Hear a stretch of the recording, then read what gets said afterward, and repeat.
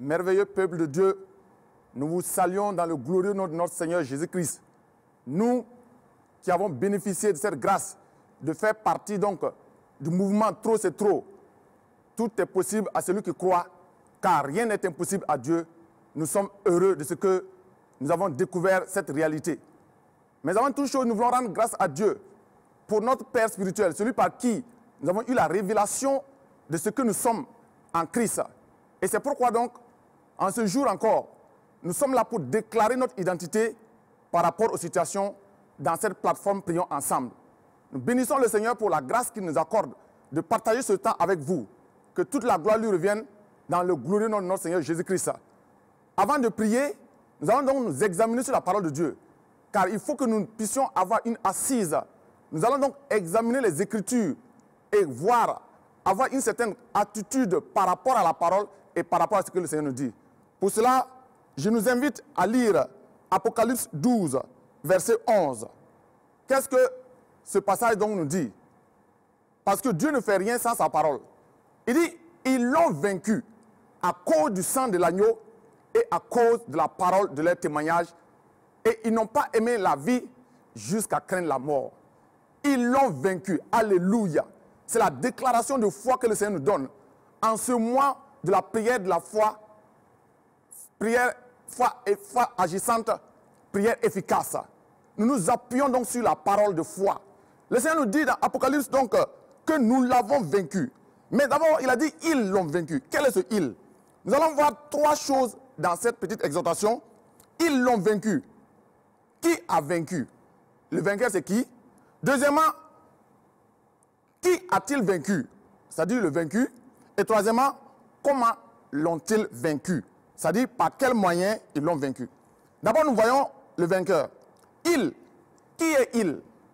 Le Saint-Esprit a fait exprès de dire à Jean de marquer il parce que ce n'est pas un acquis. C'est pour tous ceux qui croient en son nom. Il, c'est pour qui? C'est pour tous ceux qui ont reçu, oui, car il a dit dans Jean 1, 2, 12, que à tous ceux qui l'ont reçu, à tous ceux qui croient, oui, tous ceux qui croient en son nom, elle a donné le pouvoir de devenir enfant de Dieu. Voici donc ceux qui l'ont vaincu. Et donc, 1 Jean 5, verset 4 nous dit, il, c'est qui encore? Il nous montre ici le vainqueur, c'est qui? Alors, il est dit là-bas, parce que tout ce qui est né de Dieu triomphe du monde. Et la victoire qui triomphe du monde, c'est notre foi. Alléluia. Voici donc le vainqueur ici donc identifié. Qui est-ce? C'est donc celui qui est né de nouveau. C'est celui donc qui a cru en la parole et la parole a fait de cette personne donc une nouvelle création. Il dit que ce qui est né de Dieu triomphe du monde. Et ce qui a triomphé du monde, c'est notre foi. Alléluia. Alors, le vainqueur est donc ici décrié. Et il est dit en grec, Nikao. Nous l'avons maté, nous l'avons assujetti, nous l'avons dominé, nous l'avons contrôlé. C'est ça donc ce que nous avons fait. L'œuvre donc de vainqueur, c'est ça. Alors, vous remarquerez ici que cela ne dépend pas de nous, mais ça dépend de ce que le Seigneur a dit. Nous l'avons vaincu, ils l'ont vaincu. Même si vous êtes couché, vous l'avez vaincu. Même si vous êtes tombé, vous l'avez vaincu. Même si vous êtes courbé, vous l'avez vaincu. Cela ne dépend pas de ce que nous faisons, mais cela dépend de ce que le Seigneur a dit. Alléluia. Nous l'avons vaincu. Quelle assurance. Oui. Ensuite, nous avons vaincu qui? Qui est-ce que nous avons vaincu?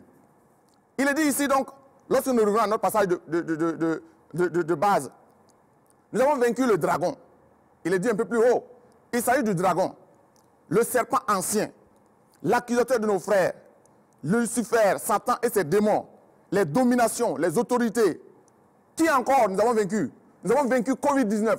Nous avons vaincu l'insécurité dans notre nation. Nous avons vaincu la psychose que cette situation sème dans les nations. Nous avons vaincu les troubleurs de notre nation. Nous avons vaincu toutes nos situations. Alléluia. Comme je l'ai dit, cela dépend de ce que le Seigneur a dit. Cette parole de foi qu'il nous a donnée, que nous avons vaincu, c'est cela donc. Et c'est pourquoi nous allons donc ainsi, comment l'avons-nous vaincu? Maintenant, c'est les moyens d'intervention. Il dit, à cause du sang de l'agneau et la parole de notre témoignage. Alléluia.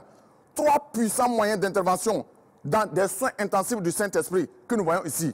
À savoir, le sang de l'agneau, la parole, la foi, le témoignage. Oui, à cause du sang de l'agneau, à cause de la parole. Deuxième moyen, à cause de notre témoignage. C'est pourquoi? Parce que la parole, la prière de la foi proclame. C'est une proclamation. Alors, en ce jour, comme nous faisons partie de ce mouvement, trop c'est trop, rien n'est impossible à Dieu. Tout est possible à celui qui croit. Nous allons proclamer ces paroles que le Seigneur nous a données par rapport à nos nations, par rapport au corps de Christ, par rapport à nos situations dans cette prière. Prions ensemble pour cette plateforme. Alors, avant de prier, nous allons d'abord nous appuyer sur ces trois moyens, ces trois puissants moyens, oui, et efficaces, que nous avons vus, que sont le sang, la parole et la foi. La parole, la prière de la foi, elle s'appuie sur l'invisible. Nous nous appuyons sur ces trois réalités invisibles. La prière de la foi ne considère pas les circonstances. Elle ne considère pas les événements. La prière de la foi ne considère pas les situations. La prière de la foi ne considère pas les problèmes, encore moins la réalité. Car il est dit dans 2 Corinthiens 4, verset 18, 2 Corinthiens 4, verset 18, que nous ne regardons pas, parce que nous ne regardons non point aux choses visibles, mais à celles qui sont invisibles. Car les choses visibles sont passagères et les invisibles sont éternelles. La situation dans nos nations, elle est passagère. La maladie, elle est passagère. L'insécurité, elle est passagère. L'ennemi, avec tout ce qu'il veut nous faire voir comme mirage, c'est passager. Alléluia. C'est pourquoi donc, après avoir vu qui est le vainqueur, après avoir vu qui nous avons vaincu, et après avoir vu les moyens que nous avons vaincus avec, nous allons maintenant nous attaquer à ces trois points de prière que sont la nation, donc le corps de Christ et nos différentes situations. À l'image de Job, qui a amené sa famille dans les soins intensifs du Saint-Esprit, nous allons en ce jour, comme aussi Moïse, qui a amené le peuple de Dieu dans les soins intensifs du Saint-Esprit, nous allons amener nos nations dans les soins intensifs du Saint-Esprit, en utilisant les moyens qui sont à notre disposition, à savoir la parole, le sang de Jésus et la foi. Pour cela, d'abord nous allons asperger le sang de Jésus-Christ sur nos nations. Prions ensemble. Aspergeons le sang de Jésus sur toutes nos nations, dans les 4 points cardinaux, l'Est, l'Ouest, le Nord et le Sud. Ensemble, nous prions. Nous aspergeons le sang de Jésus sur nos nations maintenant. Où que vous soyez, oui, nous disons maintenant, nous aspergeons le sang de Jésus dans les 4 points cardinaux, dans toutes nos nations, le Nord, le Sud, l'Est, l'Ouest et surtout le Nord. Nous aspergeons le sang de Jésus-Christ dans toutes ces nations-là. Et nous sécurisons nos nations, nos frontières par le glorieux sang de Jésus-Christ qui est appliqué, ce sang infaillible, ce moyen donc d'intervention des soins intensifs du Saint-Esprit qui ne faille point. Nous l'aspergeons, nous aspergeons car tu as dit, nous avons vaincu. Oui, nous avons vaincu à cause du sang. À cause du sang, nous avons aspergé, nous avons vaincu, nous proclamons que nos nations sont sécurisées par le sang de Christ Jésus. Amen, amen, amen. Ensuite, nous allons proclamer la libération de nos nations des mains de toute domination satanique au nom de Jésus. Il est dit que ce n'est pas le témoignage, oui, de notre bouche. C'est pourquoi nous allons déclarer, comme le Seigneur nous a dit que nous avons vaincu. Et comme nous avons vaincu, nous proclamons donc la libération. Nous allons dire maintenant que dans toutes nos nations, tout ennemi qui tient nos nations captives, nous allons les libérer, nous allons les mettre en déroute. Et nous disons maintenant que nous libérons, nous proclamons la libération au nom de Jésus. Prions ensemble.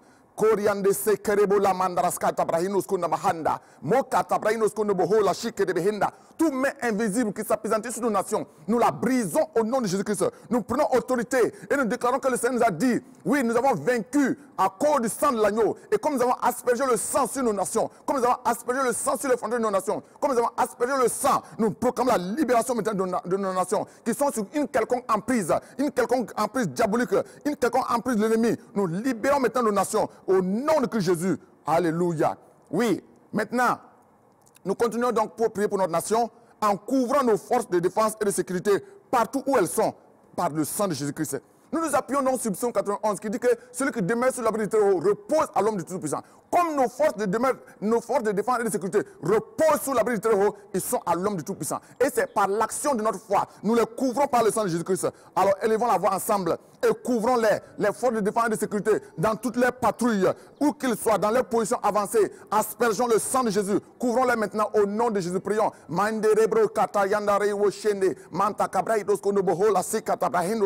Nous aspergeons le sang de Jésus-Christ sur nos forces de défense et de sécurité. Nous les couvrons par le glorieux sang de Jésus-Christ. Jésus-Christ. Nous aspergeons le sang sur les différentes positions. Où qu'elles soient, nous aspergeons le sang sur les patrouilles. Nous aspergeons le sang sur les matériels. Nous aspergeons le sang partout dans les déplacements. Nous les couvrons par le sang précieux de Christ Jésus. Et nous disons qu'ils sont sous couvert, sous l'abri du Très-Haut. Et ils reposent à l'homme du Tout-Puissant. Car l'Éternel est leur secours. L'Éternel est leur refuge. L'Éternel est leur forteresse. Une forteresse que l'ennemi ne peut pas toucher. Au nom de Jésus-Christ. Alléluia. Nous disons maintenant que nos forces de défense et de sécurité sont couvertes par le sang de Jésus-Christ. Et comme ils sont couverts par le sang de Jésus-Christ, aucun destructeur ne peut les toucher.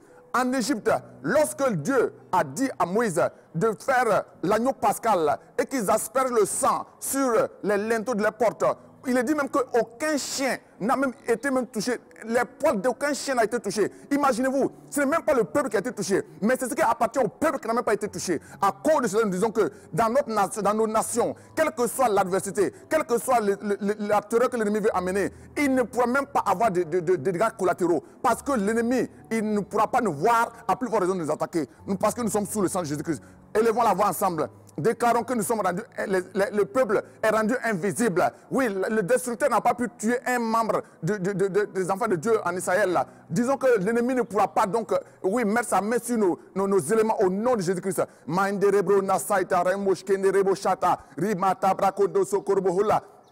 À cause du sang qui est aspergé, à cause du sang qui couvre nos forces de défense et de sécurité, à cause du sang qui est sur notre nation, oui, l'ennemi est aveuglé. Comme en Égypte, oui, l'ange de la mort ne pourra pas frapper, l'ange de la mort ne pourra pas saisir, l'ange de la mort ne pourra pas sévir à cause du sang de Jésus-Christ. Ce merveilleux sang, ce précieux sang, dans le sang intensif du Saint-Esprit, ce sang qui ne choue pas, ce sang qui agit en notre faveur, nous aspergeons ce sang-là au nom de Jésus. Merci Seigneur. Merci Seigneur. Alléluia. Nous allons dire que nos nations sont sécurisées. Parce que la parole de Dieu nous dit, heureuse la nation dont l'Éternel est Dieu. Nous allons rendre grâce à Dieu. Parce que notre nation est heureuse. Car l'Éternel seul est le Dieu de notre nation. Et personne ne peut trouver cette nation-là. Troubler cette nation au nom de Jésus. Élevons la voix.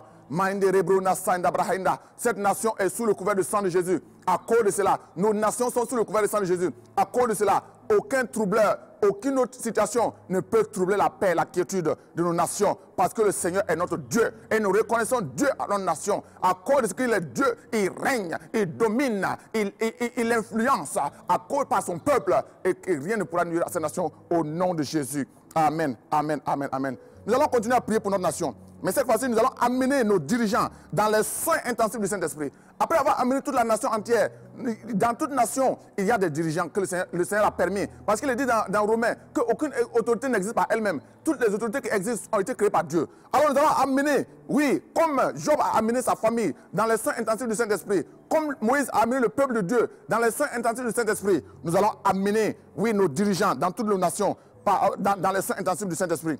Nous lisons pour cela 1 Timothée 2, verset 1 à 3. Oui, qu'est-ce que 1 Timothée, verset 2, 1 Timothée 2, verset 1 à 3 nous dit?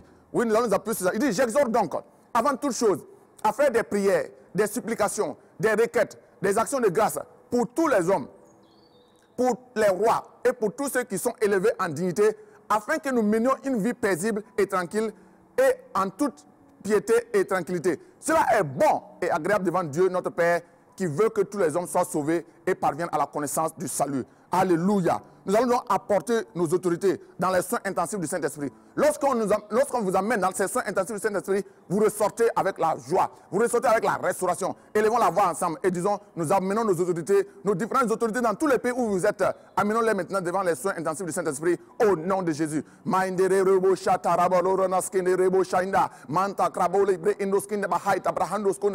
Père, nous amenons maintenant nos autorités, nos présidents, les gouvernements, les chefs de gouvernement, nous amenons maintenant les ministres, nous amenons toute autorité que tu as établie dans toutes nos nations maintenant. Nous les amenons devant tes soins intensifs.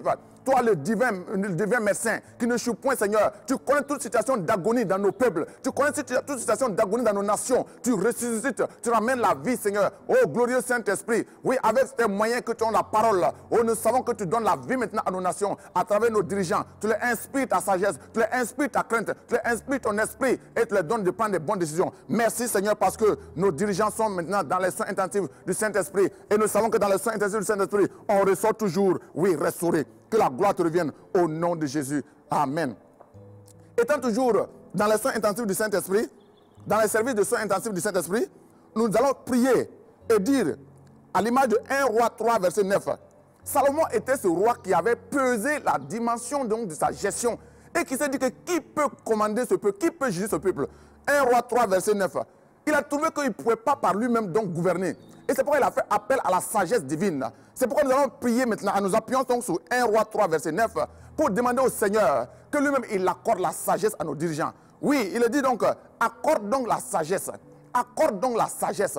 Oh, quelle belle prière. Il a dit que la prière a plu à Dieu. Salomon a trouvé que c'est la sagesse qui peut diriger le peuple. Sans la sagesse, on ne peut pas diriger. Prions et demandons au Saint-Esprit de donner la sagesse à nos dirigeants maintenant, afin que dans toute décision qu'elles vont prendre, ces décisions soient inspirées par le Saint-Esprit. Que ce soit des décisions sages au nom de Jésus. Prions. Glorieux Saint-Esprit, donne la sagesse maintenant à nos dirigeants, afin qu'elles puissent prendre des décisions qui glorifient ton nom. Afin que dans toutes les actions, Seigneur, elles soient teintes de la sagesse de Dieu, la sagesse divine. Car oui, Salomon a reconnu que par la sagesse humaine, il ne peut pas, que par ses capacités, il ne peut pas. Donne à nos chefs d'État de réaliser que par leur propre connaissance, par leur propre technocratie, ils ne peuvent rien, Seigneur, si ce n'est pas par toi. Alors donne-leur la sagesse, donne-leur la sagesse. Nous prions maintenant, en nous tenant dans les soins intensifs, en nous tenant dans ce lieu, dans ce trône de grâce, de faveur, dans lequel on ne reçoit point, Seigneur, sans avoir l'exaucement. Nous croyons que nous sommes exaucés, parce que tu donnes la sagesse à nos dirigeants, au nom de Jésus. Amen, amen, amen. Oui, nous allons continuer. Toujours avec nos dirigeants. Nous ne les amenons pas dans les hospitalisations. Non, on va directement dans les soins intensifs. Et là-bas, dans Luc 18, verset 2, la crainte de Dieu. Nous allons prier afin que la crainte de Dieu soit dans leur cœur. La crainte de Dieu. Il est dit, il s'agissait donc d'une dame qui était d'un juge. Il est dit, il y avait dans une ville un juge qui ne craignait point Dieu et qui n'avait d'égard pour personne. Oh, quel dommage.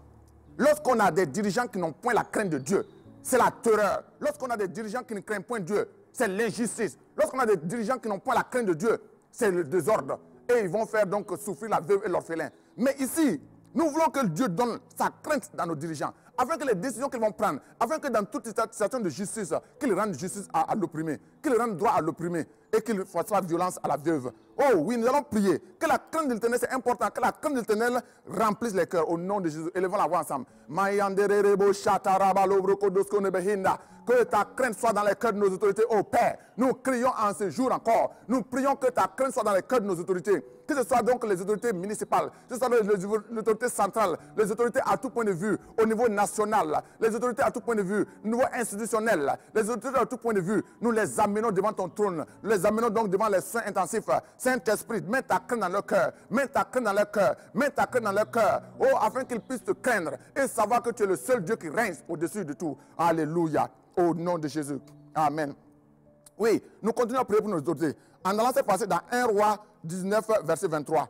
Qu'ils soient inspirés par le Saint-Esprit. Alléluia. Quand l'inspiration vient du Saint-Esprit, tout ce que l'on fait, ce n'est que gloire pour la gloire de notre Seigneur. Qu'ils soient inspirés. Nous allons donc nous appuyer sur 1 roi 19, verset 23, pour dire qu'ils soient inspirés à l'image donc de Samuel. Il a reçu l'inspiration, il a été saisi par le Saint-Esprit. Et ce n'était que des actions, des bonnes actions qu'il posait. Alors demandons que nos dirigeants soient inspirés du Saint-Esprit au nom de Jésus. Mayantere broto sokoria raskinda mahanda mantarabala oroskoti hende skende rebo shaida marabala brono skora bahanda skende rebo shende manteke rebo lemre doskona maha. Glorieux Saint-Esprit, inspire-les, souffle dans les oreilles, souffle dans leur cœur, parle à leur cœur, parle à leur intelligence et que l'intelligence suprême qui vient de toi puisse les conduire dans toutes les actions au nom de Jésus. Amen, amen, amen, amen. Après avoir amené donc, oui, peuple de Dieu et nos nations dans les soins intensifs du Saint-Esprit, nous allons cette fois-ci amener le corps de Christ. Alléluia. Lorsqu'on vient devant les soins intensifs du Saint-Esprit, on sort. Et c'est pourquoi, en ce jour encore, nous voulons nous appuyer sur Romains 12, verset 5. Amenons donc l'église corps de Christ dans les soins intensifs du Saint-Esprit. Nous qui avons donc reconnu notre position, que nous faisons partie du peuple, du mouvement donc, trop c'est trop, tout est possible à celui qui croit, rien n'est impossible à Dieu. Nous allons donc dire que ce peuple-là, oui, le peuple de Dieu, Romains 12, verset 5, il est dans l'unité. Ainsi, nous qui sommes plusieurs, nous formons un seul corps en Christ et nous sommes tous membres les uns des autres. Nous allons prier pour l'unité du corps de Christ. Que dans le corps de Christ, il n'y ait point de division. Prions ensemble. Père, tu as dit que nous sommes un. Ta parole qui prime. Nous voulons demeurer dans cette unité. Oh, donne à ton peuple, donne au corps de Christ, à l'église corps de Christ, de demeurer dans cette unité-là, de ne point être divisé, mais de regarder dans la même direction, de nous appuyer sur toi, quand tu as dit que nous sommes un et indivisibles, que cette parole soit la réalité dans nos vies et que le corps de Christ soit unifié au nom de Jésus. Amen, amen, amen. 1 Corinthiens 10, verset 17. 1 Corinthiens 10, nous avons prié pour la communion au corps et au sang de Christ. Nous participons au même corps. Oui, puisqu'il y a un seul pain, nous qui sommes plusieurs, nous formons un seul corps car nous participons tous à un même pain. Nous allons prier afin qu'il y ait la communion au corps de Christ. Que nous ne puissions pas nous revendiquer de telle dénomination. Que nous ne puissions pas voir un frère d'une assemblée quelconque et dire qu'il est de telle assemblée, de telle assemblée. Non, c'est le même pain, c'est un pain et nous sommes dans un seul corps. Prions pour à la communion donc au corps et au sang de notre Seigneur Jésus-Christ. Père, nous prions que la communion au corps et au sang de Jésus-Christ soit vécue de façon réelle dans nos vies, afin que nous ne puissions pas avoir de divisions, afin qu'il n'y ait point donc de sectarisme, d'esprit de parti pris. Non, nous n'en voulons point dans le corps de Christ. Nous voulons demeurer dans la communion. Quand tu as dit le sang et le corps, c'est un seul. Et nous faisons partie donc du sang et du corps de Christ. Nous sommes un et indivisibles. Que cette unité-là règne dans nos vies au nom de Jésus-Christ. Amen, amen, amen, amen. Nous allons prier pour le peuple de Dieu, afin qu'il y ait une marche qui glorifie le Seigneur. Selon donc Colossiens 1, verset 9. Oui, cette prière que Paul ne s'est lassé de prier. Parce que c'est la révélation de la connaissance de Dieu qui amène à marcher d'une manière à plaire au Seigneur. C'est pourquoi nous allons nous appuyer sur Colossiens 1, verset 9. Paul disait qu'il ne cesse d'agresser à Dieu des prières. Oui, priant qu'il soit rempli de la connaissance de la volonté, en toute sagesse et intelligence spirituelle, pour marcher d'une manière digne du Seigneur et lui être entièrement agréable, portant des fruits en toutes sortes de bonnes œuvres, croissant par la connaissance de Dieu, fortifié à tous égards par la puissance glorieuse, en sorte qu'il soit toujours et avec joie persévérant et patient. Prions donc pour le peuple de Dieu avec ces paroles au nom de Jésus-Christ. Père, nous prions donc en ce jour pour le peuple de Dieu, afin qu'il soit rempli de la connaissance de ta volonté, en toute sagesse et intelligence spirituelle, pour marcher d'une manière digne de toi, et être entièrement agréable, portant des fruits en toutes sortes de bonnes œuvres, croissant par la connaissance de Dieu, fortifié à tous égards par ta puissance glorieuse, en sorte que ton peuple soit toujours et avec joie, persévérant et patient au nom de Jésus-Christ. Car c'est la révélation de ta parole qui illumine les yeux et qui fait marcher dans la victoire. Qu'il en soit ainsi pour le peuple de Dieu et le corps de Christ au nom de Jésus-Christ. Amen, amen, amen, amen. Nous allons prier pour le peuple de Dieu toujours. Le peuple de Dieu a une mission. Notre Seigneur Jésus est venu, c'était pour une mission. Il est parti, il nous a laissé cette mission, à savoir l'évangélisation. Jean 15, verset 9. Le Seigneur dit que comme le Père m'a envoyé, moi aussi je vous envoie. Le Père a envoyé Jésus-Christ. C'est parce que Jésus-Christ est venu que nous sommes dans le Père. Et nous devons aussi, à travers cette mission donc d'évangélisation, faire en sorte que le royaume de Dieu s'agrandisse. C'est pourquoi nous allons prier. Qu'il n'y ait point donc de paresse dans le peuple de Dieu. Qu'il n'y ait point de lassitude dans le peuple de Dieu. Qu'il n'y ait point de relâchement dans le peuple de Dieu. Mais que le peuple de Dieu puisse être toujours armé pour l'évangélisation. Que le peuple de Dieu se lève et puisse pouvoir gagner des âmes. Prions au nom de Jésus-Christ.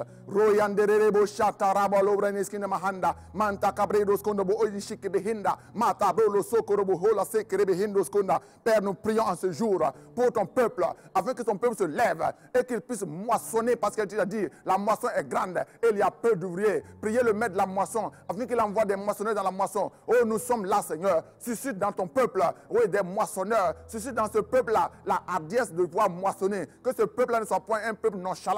Que ce peuple ne soit pas un peuple paresseux, mais qu'il se lève et qu'il recueille. Quand tu as dit, levez les yeux et regardez, la moisson blanchit, la moisson est prête, les champs blanchissent. Oh,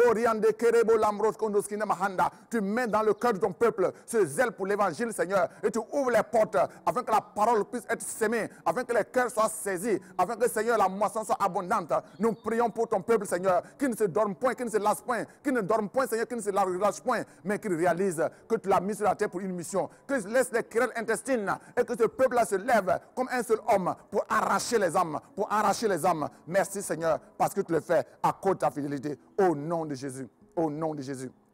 Alléluia. Oui, nous allons prier cette fois-ci. Oui, pour notre situation. Il y a des déplacés qui sont un peu dans des zones où ils aimeraient bien retourner dans leur domicile, dans leurs localités respectives.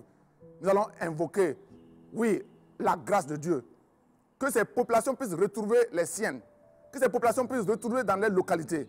Prions afin que le Seigneur Saint-Esprit, oh, ces populations qui sont là, qui crient, et qui ne savent pas où laisser, qui se tourner, que le Seigneur leur donne la paix dans la tranquillité et qu'elles retournent dans leur localité au nom de Jésus. Prions donc pour le retour progressif des réfugiés dans leur localité d'origine, dans la paix et dans la quiétude au nom de Jésus. Mayanterebo shataraba lobranaskina bahanda, mainderebo shanda kibra indoskondo boholiskinda, maitarabro naskora balemre deskenderebo shandi bakaita, lantarabro broskot sikime hindaska, landere kinamra kondoskora bahola sekerebe hindo, lokiterebo chikata brainaskara baholiskinda, mayandarabro laskara balomborskinde behindoskinda, au nom de Jésus-Christ.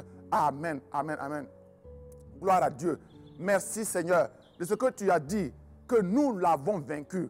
Et nous sommes venus proclamer en ce jour notre identité face à nos situations. Nous avons cru que toi qui as donné la parole que nous avons vaincue, cette prière de foi va agir. Parce que tu es un Dieu qui veille sur ta parole pour l'accomplir. Tu as dit dans Ésaïe que ce que tu as déclaré, tu l'exécutes.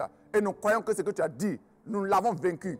Ton peuple a vaincu les situations. Ton peuple a vaincu l'adversité. Ton peuple a vaincu les circonstances. Et cela, c'est par l'œuvre achevée de la croix. C'est pour cela que nous sommes basés sur cette œuvre-là pour recevoir notre victoire. Et nous allons élever la voix ensemble. Dire merci au Seigneur parce que tout est accompli. Peuple, mouvement, trop c'est trop. Tout est possible à celui qui croit, car rien n'est impossible à Dieu.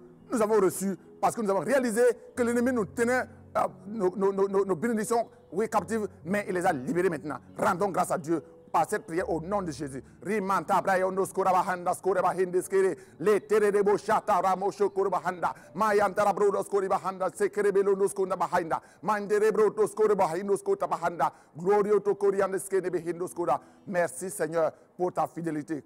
Oui, le Seigneur dit que nous prierons. Nous viendrons, nous allons prier puis partir.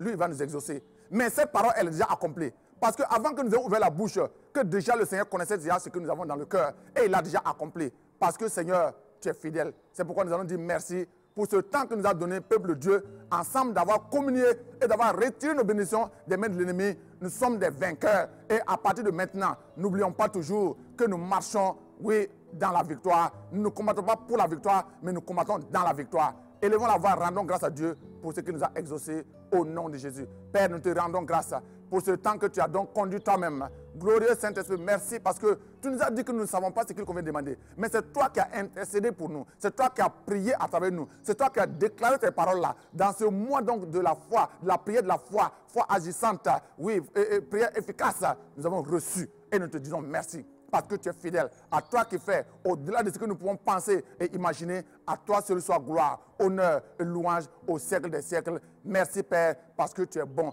et ta fidélité dure à toujours. Gloire, honneur te reviennent au nom de Jésus. Nous l'avons vaincu, nous l'avons vaincu à cause du sang de l'agneau et la parole de notre bouche. Nous l'avons vaincu, nous l'avons vaincu, nous l'avons vaincu, nous l'avons vaincu à cause du sang de l'agneau et la parole de notre bouche. Nous l'avons vaincu. Amen. Telle est donc notre déclaration de foi. Nous avons déclaré notre identité devant les situations et nous l'avons vaincu, car le Seigneur a parlé. Que le nom du Seigneur soit béni. Amen, amen et amen.